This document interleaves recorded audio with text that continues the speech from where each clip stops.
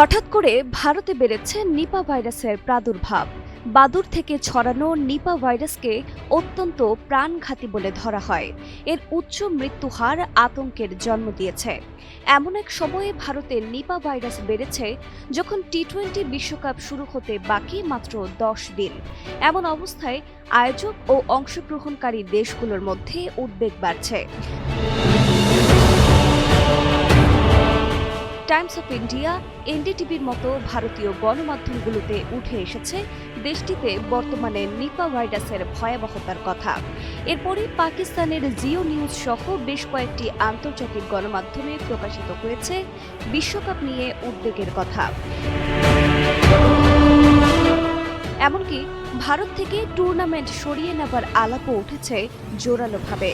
BBC তাদের এক প্রতিবেদনে জানিয়েছে, চলতি মাসের শুরুতে পশ্চিমবঙ্গের বারাসাতের একটি বেসরকারি হাসপাতালে কর্মরত 5 জন স্বাস্থ্যকর্মী এই ভাইরাসে আক্রান্ত হন।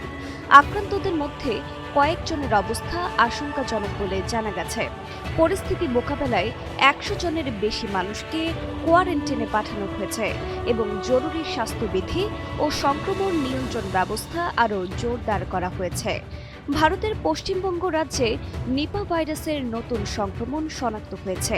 এই পর্যন্ত এক চিকিৎসক ও 2 নার্স সহ মোট 5 জন আক্রান্ত হন। তাদের অবস্থা বর্তমানে আশঙ্কাজনক।